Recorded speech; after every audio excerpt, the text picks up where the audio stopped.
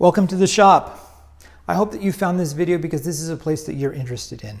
And whether you want to develop a new hobby, or you just want to build something for yourself or someone else that's meaningful to you, you want to learn a little bit more about the shop. This is a video and a series of videos about how to work inside the shop for people who are not familiar with it.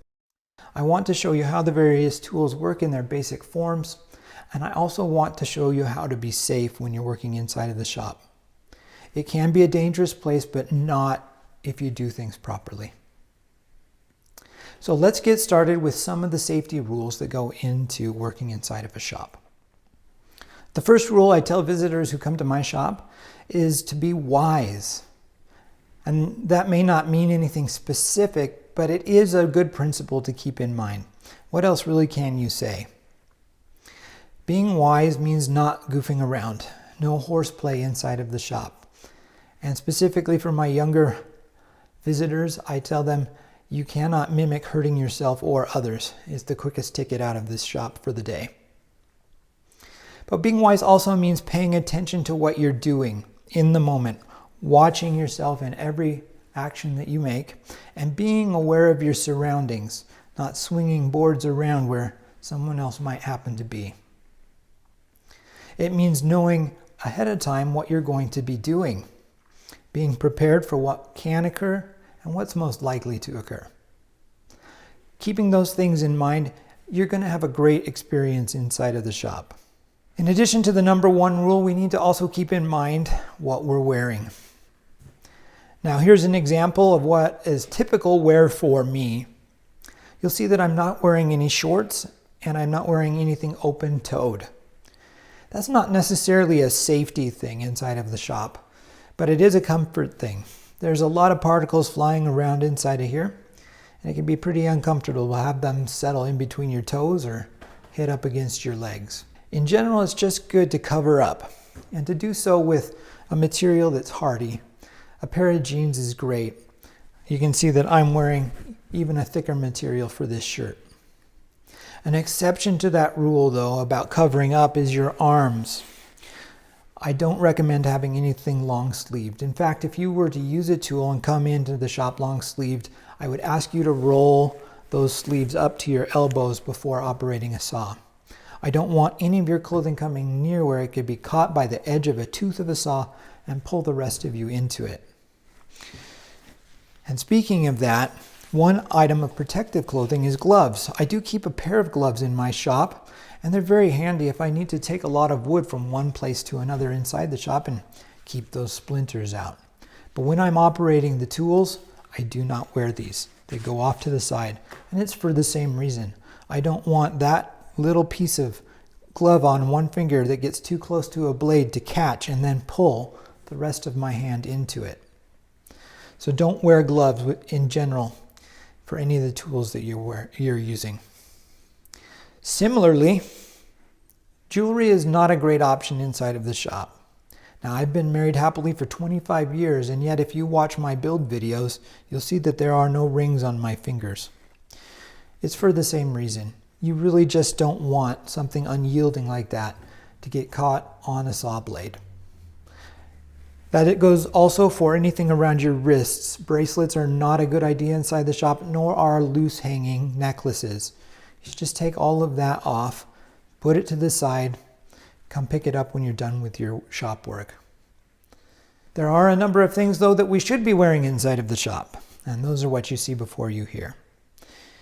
We need to protect our eyes, our ears, and our lungs. So let's start with the lungs, because you won't be able to hear me if I put this on. It gets a little muffled. This is an N95 mask, and it keeps out most of the particles that come from the dust in the air.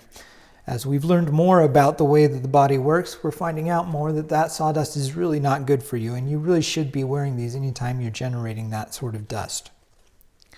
I have a more protective gear right here. These are cartridge filters that go in and filter the air that I breathe, but this is mostly for my finish room. When I'm spraying on a lacquer or a paint, I don't want those particles getting in, and I'll wear this in that application. Now, of course, we want to keep our hearing as well. You can use the kind of foam ones that you squeeze in and stick in your ear. Those are perfectly fine. I tend to like the ones that surround my ears completely. There are some people that like to get the kind that play music inside of them as they're working. I do not recommend that when you're working with power tools. Maybe when you're doing some hand sanding, that sort of thing's okay. But like I said, be wise, pay attention to what you're doing. Distracting yourself with music isn't the way to do that. And then there's protecting your eyes. A lot of tools you think won't kick back all the way up into your eyes. That's a bad assumption to make. Almost anything can do that. And it's a good idea to protect your eyes anytime you're generating any sort of chips or sawdust. I often get asked, well, can my glasses be enough? And in 80% of the cases, they will be, but I don't recommend it. The glasses that I wear have protection all the way around. And in fact, this pair couples a lot better with this mask here, in that when you have a mask on, the breathing often deflects up into your goggles, and this has some anti-fog protection in it as well. At a minimum, you want something like this. These are sports goggles that have a rim around them that go right up to the face and wrap around the sides. Or you can go at a maximum and get these, which are made by a tool provider, which definitely cover everything and provide some breathing as well. Absolutely essential that you wear these things. In my shop, they're not optional. So in general, those are the things to keep yourself safe inside of the shop. Pay attention to your surroundings. Know and be deliberate about what you're wearing, and make sure you have the right protection gear. There is one last thing that I should tell you about in terms of safety inside of the shop, and that is that you should know where to go in case there is an accident or an emergency of some sort.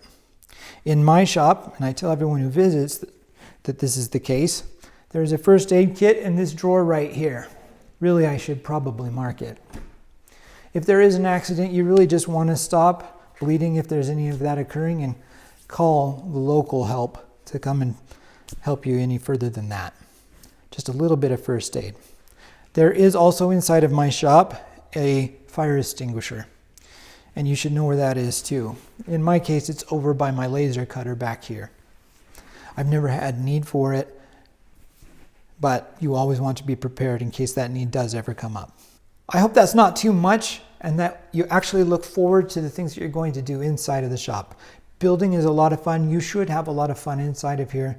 It just has to be the right kind of fun that makes it safe for you and everyone else involved. Like I said, I'm making a series of videos for the shop. If you'd like to learn more about an individual tool, I will provide links to those videos in the video description below. Go check them out, and then I hope you have a whole lot of fun building whatever it is you want to build in your workspace.